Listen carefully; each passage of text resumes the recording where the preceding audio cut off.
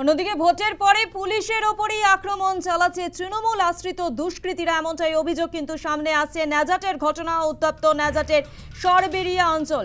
গভীর রাতে গুলিবিদ্ধ ওসি সহ ৩ জন পুলিশ কর্মী, গুলিবিদ্ধ কেন্দ্রীয় বাহিনীর 2 জন জওয়ান। এই বিষয় নিয়ে বিস্তারিত জানাবে ফোন লাইনে রয়েছে প্রতিনিধি প্রবীর মণ্ডল। প্রবীর, কি ঘটনা ঘটেছে, কেন পুলিশের ওপর হামলা চালানো হলো, পাশাপাশি যেটা আমরা জানতে পাচ্ছি যে কেন্দ্রীয় বাহিনী তাদেরকেও লক্ষ্য করে গুলি চালানোর ঘটনা। দেখো স্বপ্না, সন্দেশখালীর 14 নম্বর বামনখেরি এলাকায় গতকালকে রাতে যখন উত্তেজনা সৃষ্টি হয়েছিল, যেহেতু বিজেপি সেই এলাকাতে সন্দেশখালী এলাকা জুড়ে বিজেপির বিধায়কের জয় হয়েছে, সেই ক্ষেত্রে তৃণমূলের যখন উত্তেজনা চলছিল সে সময় পুলিশ টহল দিতে আসলে পুলিশকে লক্ষ্য করে গুলি চালায়।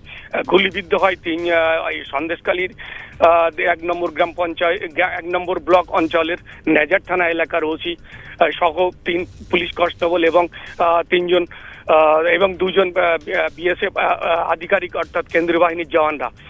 এই ঘটনাকে কেন্দ্র করে এলাকায় যখন উত্তেজনা চলছিল তখন রাতের অন্ধকারেই পুলিশ যখন টহল দিতে এসেছিল পুলিশকে লক্ষ্য করে দুষ্কৃতীরা গুলি চালায় বলে কিন্তু অভিযোগ।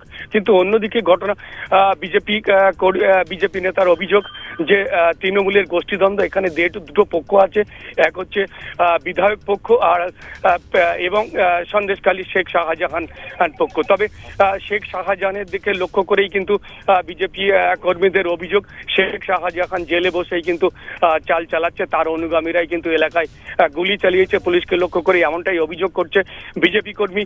এবং সেই ঘটনাস্থলে কিন্তু যখন পুলিশ পৌঁছায় তখন পুলিশকে লক্ষ্য করে 6টা গুলি চালায়, মোট 5 জন গুলিবিদ্ধ হয় এবং ঘটনাস্থল থেকে একটি বন্দুক উদ্ধার করে পুলিশ এবং তারা একটি ব্যাগে সকেট বোমা ভর্তি ব্যাগ তারা কিন্তু বাগানের মধ্যে রেখে পালায়। এবং যখন পুলিশ তাদেরকে তাড়া করে তখন পালানোর সময় তারা কিন্তু একেবারে পুকুরের মধ্যে ঝাঁপ দিয়েও পালিয়ে যায়। প্রচুর পরিমাণে জুতো সেখানে কিন্তু পুকুরে এখনো পর্যন্ত ভাসছে এবং কিছুক্ষণ বাদেই কিন্তু বোম স্কোয়াডের টিম এখানে ঘটনাস্থলে পৌঁছাবে এবং সেই বোমগুলোকে নিষ্ক্রিয় করা হবে বলেই কিন্তু পুলিশ সূত্রে জানা যাচ্ছে।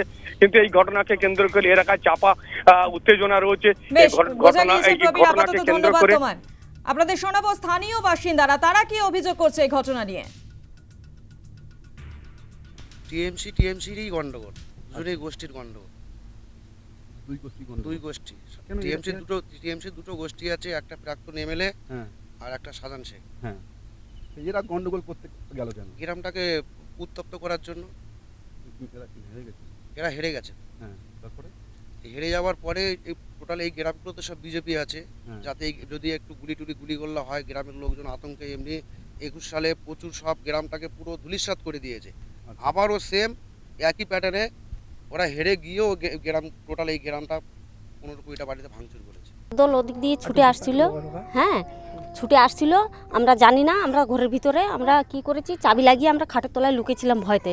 যখন ওদিকে চেঁচিয়ে আসছে সবাই, একদল ছেলে কারা ছিল আমরা জানি না, এবার এসে এইদিকে চলে যাচ্ছিল। তারপর ওই পুলিশ গাড়ি দেখে ওরা ছুটে এসে এবার এই ঘর থেকে আমাদের উঠোন থেকে পালাচ্ছিল।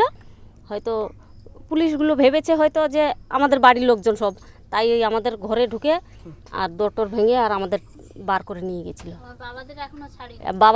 আমাদের বাড়ির লোকজনকে এখনো ছাড়িনি। আমাদেরকে তো সকালে ছেড়ে দিয়ে গেল, আমাদের বাড়ির লোকজনকে ছাড়িনি। তবে আটক করেছে এখান থেকে আমাদের আদিবাসী 5 জন আছে আর মুসলিম আছে 4 জন।